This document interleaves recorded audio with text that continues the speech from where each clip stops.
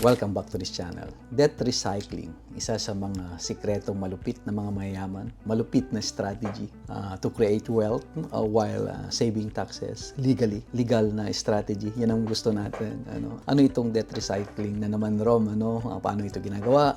So kung bago ka sa channel na ito, ako si Rom, a licensed financial advisor, accountant, and tax agent dito sa Australia. Debt recycling, very straightforward, no? Na-recycle na utang. Ibig sabihin, yung non-tax deductible debts ay replace natin na maging tax deductible. Ano example dyan? Yung utang natin sa family home or principal place of residence, di ba? Hindi tax deductible yun, Yung interest expense na binabayad natin. Di ba? Pag gumagawa ka ng tax return, pupunta ka sa accountant, never namang tatanungin ang accountant muna, di ba? Na may principal place of residence ka, tapos i-claim mo as deduction yung interest expense sa family home. Hindi siya tax deductible Pero pwede pala siyang ma-recycle, and use that loan, or reborrow from the bank, and the interest expense from that borrowings will be tax deductible. Napapansin mo while saving taxes legally because you use that borrowings to buy an investment, it could be property or shares. Nakaka-create ka ng wealth, especially kung mag-appreciate ang value ng dalawang property na yun, yung principal place of residence mo at yung investment mo. So, paano siya ginagawa? Magbibigay na lang siguro ako ng example dito, actual na example. Ginamit ko rin siyang strategy from Deer Park. Doon ang unang bahay namin before, and then we moved to Diggers Rest, naging principal place of residence namin, yung sa Diggers Rest. We purchased it around 350,000. 2015 and around 2018, di ba? Mga investors kayo, napansin nyo, nag-appreciate ng husto ang property market that time. The value sa around 500,000, giving us an equity of 150,000. Kinatok namin ng bangko, sinabi namin, may equity kaming 150,000. Can we use 100,000 as a deposit sa plano naming bilhin na investment property? Pumayag ang bangko. Kung napapansin ninyo, the original loan na non-tax deductible, di ba? Family home siya, tinirahan namin. So, hindi siya tax deductible, yung interest expense. Nung kinaccess namin ng equity, yung 100,000 na gagamitin namin, sinet up siya properly ng broker namin to be an investment loan. Kasi gagamitin namin siyang pang-invest So, the interest expense in that investment loan, yung 100,000, will be tax deductible na. Yung interest lang, yung interest expense. So, anong mangyayari ulit nito, Recycle natin siya, So, ang purpose talaga ng strategy na ito is yung rental income doon sa investment na bilhin namin ibabayad ulit doon sa aming principal place of residence. Strategy para mapabilis ang pagbayad doon to build another equity and then reborrow again, and make it deductible. So napapansin nyo, yung amount, ang purpose dito, yung 350,000 na original loan namin, kailangan mahiram namin ito. Pero ang purpose na niya is for investment na So para napapansin mo, marireplace yung non-tax deductible debt ng tax deductible debts na. Kung ano lang ang purpose mo, kunwari house renovation lang, to purchase a car, you cannot make it tax deductible.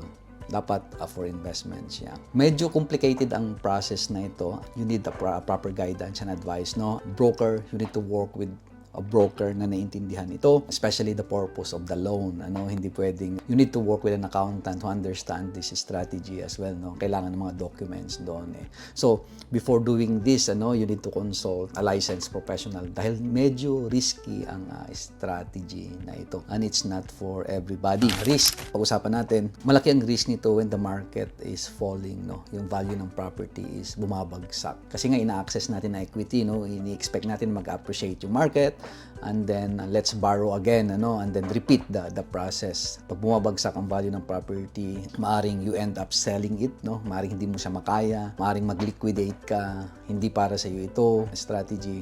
You sell it at a down ng market, maaring hindi ka kumita. Another risk, interest rate. Ang mga investors na nanonood ngayon, tumaas ang interest rate, ramdam natin ito, especially kung gipit tayo, lalo na yung cash flow. You go into this strategy without enough cash buffer, Tumaas ang interest rate, of course, tataas yung repayment natin.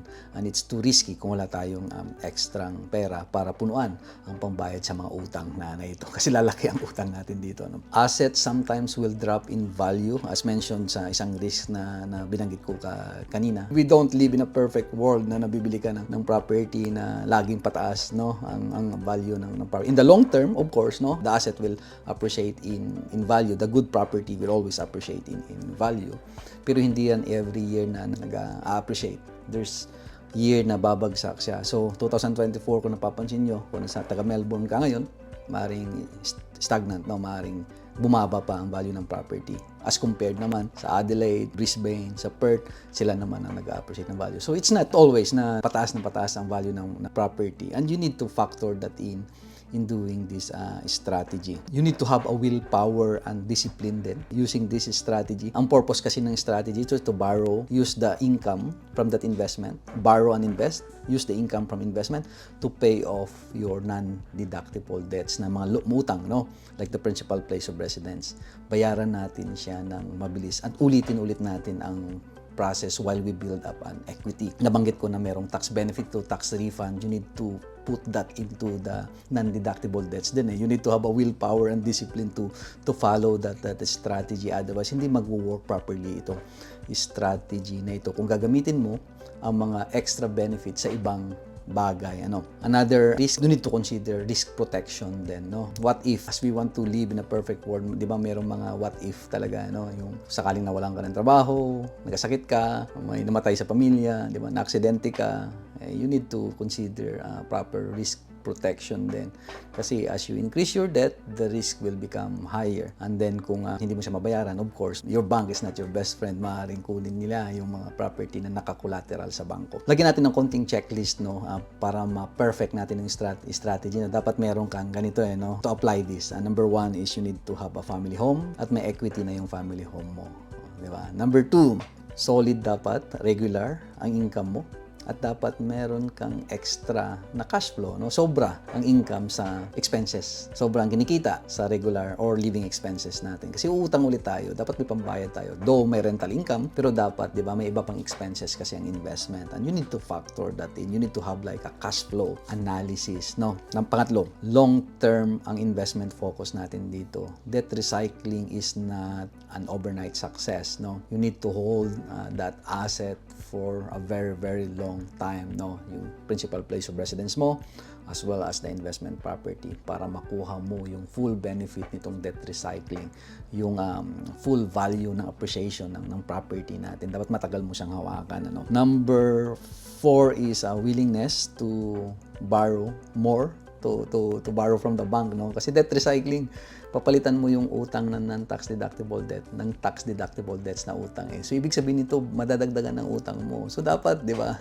Dapat willing kang umutang ulit, no? And then last is yung tolerance sa risk natin is mataas din or comfortable ka sa strategy na ito. Hindi siguro para sa iyo ito kung madadagdagan mo ang utang mo tapos hindi ka nakakatulog, no, or na-stress ka. It's not for everybody, again, no? So get a proper advice if you want to do this strategy. So kung natutunan ka sa channel na ito, no, o sa debt recycling yung pinag-usapan natin, hit like, subscribe, tapos kung may plano ka o may kakilala ka, planong gamitin ng strategy na ito, i-share mo ang video na ito sa kanya. Kita-kits ulit tayo next week.